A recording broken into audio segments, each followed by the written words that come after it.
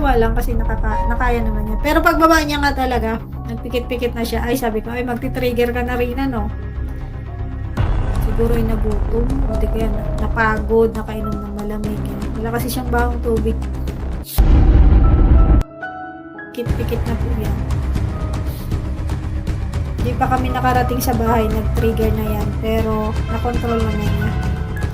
Bago kami makauwi. Halata talaga pag masama pakiramdam ni Rina. Oo, mata nyo, sabi ko sa iyo, mata pa lang. Mata pa lang ni Rina, tingnan nyo. Pag may gusto siyang sabihin, tingnan nyo yung mata niya. Pag yung masama pakiramdam, sa mata nyo tingnan. Magtakot siya, sa mata nyo rin tingnan. Doon talaga, yung emosyon ng mata niya, reaction ng mata niya. Nakikita na kinatatakutan siya. Pag yung mata niya ganun, ikot-ikot. Hala, bakit nga ba nag-trigger si Rina sa 18th birthday ni Carla? Ano kaya ang dahilan? Sino ang kinatatakutan niya? Marami kasing mga dahilan kung ano ang sanhi sa pag-trigger niya. Una, ang natatakot siya, pangalawa ay baka napagod ito. At pangatlo ay may naalala siya na masamang karanasan at nakainom ng bawal sa kanya. Pero huwag kayong mag-alala dahil mabilis naman ito na agapan ni Rina. Na-control naman din agad niya. Pero bago ko po umpisahan, ay hayaan niyo munang batiin ko kayo ng isang mapagpalang araw mga kalingap, lalo na sa ating ama na si Kuya Val Santos Matubang, Ate Edna at Kalingap Rab. At maraming salamat po sa naniwala po at nakasuporta at nakasubaybay sa aking YouTube channel. Lutang pala talaga ang ganda ni Rina kahit wala po siyang makeup. Alam naman natin na dahil sa mga kaibigan ay may time na magawa ng makeover si Rina. Kaya naman mapapansin natin na lutang talaga ang ganda niya.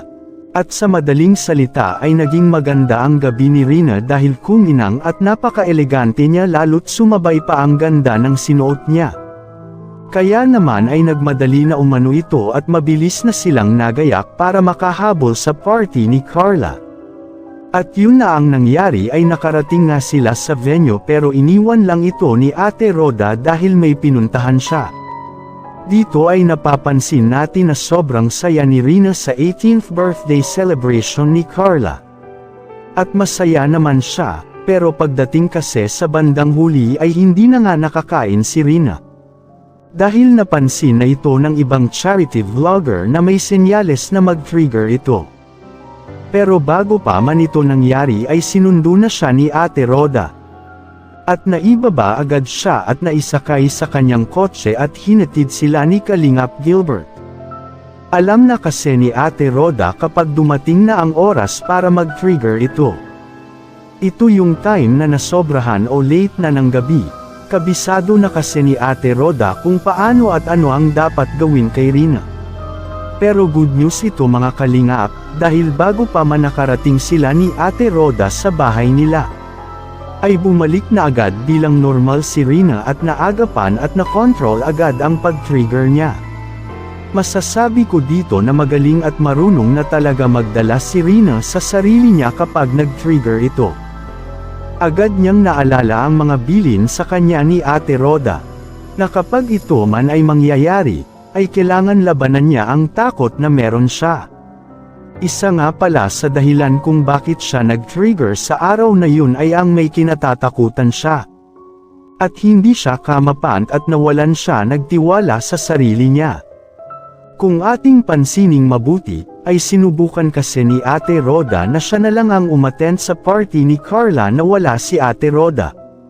At ito naman ay naging successful dahil patapos na kasi ang party ay saka siya enkitaan ng senyales na mag-trigger ito. Kaya naman ay dumating nga sila sa bahay ni Ate Roda na maayos. At hindi na kailangan pang alalayan si Rina, at umakyat na agad ito sa kanyang kwarto at nagbihis at sabay natulog na. Credit to Ate Roda ay ito lang ang naging opinyon ko. Lalo pang gumanda ang pag-aalaga niya, patungkol sa pagbabago at improvement ni Rina sa piling niya.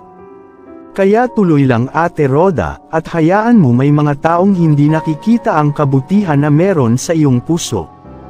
Naway ay guide ka pa sa og-aaruga at pag-aalaga mo kay Rina. Kayong mga kalingap, sana ay magbigay kayo ng inyong komento, reaction, at suhestyon, para malaman namin ang inyong saloobin at damdamin. Para maiparating natin sa Kalingap team at magawa ng aksyon ang ganitong sitwasyon, at mabigyan agad ng agarang solusyon. Bago ko po tapusin ay isang mapagpalang araw mga kalingap, lalo na sa ating ama na si Kuya Val Santos Matubang, Ate Edna Vlogs, Kalingap Rab, at please huwag nating kalimutan na i-subscribe at manood sa kani-kanilang mga channel. Maraming salamat po. Tapos kung saan saan nakatingin, yung malikot yung mata niya, alam ko na may naalala siya na nakakatakot.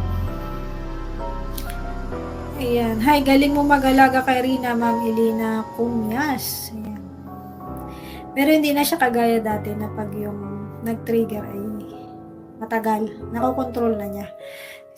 Sabi ko nga po, kunting-kunti na lang talaga. Kaya hindi na nga rin ako masyadong nag-aalap-alap. Pag nag-trigger siya, sinasabihan ko lang na, so kaya mo yan, kontrolin mo. Mabuti hindi siya na-trigger 7. Bumaba na po ay Ma'am Darlita Perater. Pinasundo ko na ay. Sabi ko pababain na. Pinapahuli ni Rina ang hito kay Kuya Juan niya, pero takot pala siya sa hito kaya sumigaw siya ng tinakot niya. Close din po yan kay Juan. Dapat naman sana lahat ng Kalingap alalayan si Rina kasi kilala nila kung ano si Rina. Basta love nating lahat, sabi naning. Marunong na talaga siya makisalamuha sa kanila. Salamat sa Panginoon. Wala ba gamot pag nag-trigger siya, talagang control lang? Yung gamot niya na na dalawa, may dalawang gamot yan eh. Yung isa dun talaga pang control. Kaso hindi kaya eh. Hindi kaya ng ng gamot na kontrolin. Ano kasi yan eh, mind kasi mahirap man. Siya talaga yung makakagamot sa sarili niya, promise, sabi ko sa inyo. Siya lang ang makakapag-control nun kasi yun ay trauma niya. Ano nga ako dyan kanina, nagulat ako, tinanong ko siya, ay ano pala, sabi niya, magpapaalam ako kay Kuya Bal, uwi ako sa Dalnak, kukunin nga niya yung cellphone, kasi lagi niyang inaalala yung cellphone na yon, yung naiwan niya doon. Ay lagi ko sinasabi, magpaalam ko kay Kuya, sabi niya magpapaalam ako kay Kuya. Tapos sabi ko, bakit ka pupunta sa sa Dalnak? Marami kang kinakatakutan doon. Yun yung nagiging cause ng trauma mo. Tapos tinanong ko siya uli. Sabi ko, alam mo ba yung trauma? Sabi niya, oo, sakit sa utak. So, alam na niya na doon siya nagka-trauma. Yan. Kaya pag binabalik-balik ko yung tanong, pinapaikot ko yung tanong. Pag nakasagot siya, alam ko na niya, naiintindihan na niya talaga. Naiintindihan niya yung mga bagay-bagay. Ayan, so